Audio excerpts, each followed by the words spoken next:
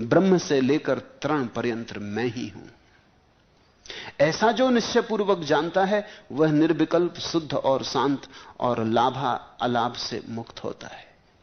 जिसने जाना कि ब्रह्म से लेकर तृण पर्यंत एक ही जीवन धारा है, एक ही जीवन का खेल है, एक ही जीवन की तरंगें, एक ही सागर की लहरें, जिसने ऐसा पहचान लिया तृण से लेकर ब्रह्म तक,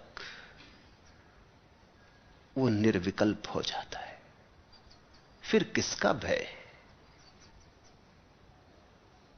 फिर कैसी वासना, फिर कैसी अशांति, फिर कैसी अशुद्धि। जब एक ही है तो शुद्ध ही है, फिर कैसा लाभ, कैसा अलाभ। अनेक आश्चर्यों वाला यह विश्व कुछ भी नहीं है, अर्थात मिथ्या है। ऐसा जो निश्चय पूर्वक जानता है वह वासना रहित बोध स्वरूप पुरुष इस प्रकार शांति को प्राप्त होता है मानो कुछ भी नहीं है। नाना आश्चर्यमिदं विश्वम न किंचिदिति निश्चयी निर्वासना स्फूर्ति मात्रो न किंचिदिव साम्यति इदम विश्वम नाना आश्चर्यम न किंचित। ये जो बहुत बहुत आश्चर्यों से भरा हुआ विश्व है, शांत हुए व्यक्ति को ऐसा लगता है कि सपना मात्र। यह सत्य लगता है तुम्हारी वासना के कारण। तुम्हारी वासना इसमें प्राण डालती, वासना के हटते ही प्राण निकल जाते विश्व में से। यह नाना आश्चर्यों से भरा हुआ विश्व अचानक स्वप्नवत हो जाता, माया जाल। इति निश्चयी निर्वासना स्फूर्ति मात्रा न किंचित न किंचिदिव साम्यति।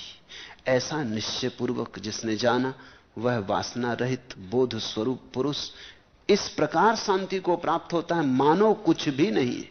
यह सूत्र ख्याल रखना। रात तुमने स्वप्न देखा कि तुम गिर पड़े पहाड़ से, कि छाती पर राक्षस बैठे, कि गर्दन दबा रहे, कि चीख निकल गई, कि चीख में नींद टूट गई। नींद टूटते ही तुम पाते हो चेहरा पसीना पसीना है, छाती धक धक हो रही, हाथ पैर कप रहे, लेकिन अब तुम हंसते हो। अब कोई अशांति नहीं होती।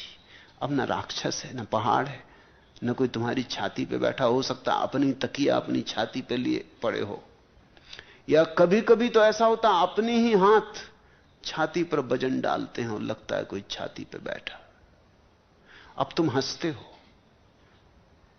अभी तक जो सपना था सत्य मालूम हो रहा था तो घबराहट थी, अब सपना हो गया तो घबराहट खो गई। बोध को प्राप्त व्यक्ति, संबोधि को उपलब्ध व्यक्ति, जिसने जाना कि मैं स्फूर्ति मात्र हूं, चैतन्य मात्र हूं, चिन्ह मात्र हूं, वो ऐसे जीने लगता है संसार में जैसे संसार है ही नहीं,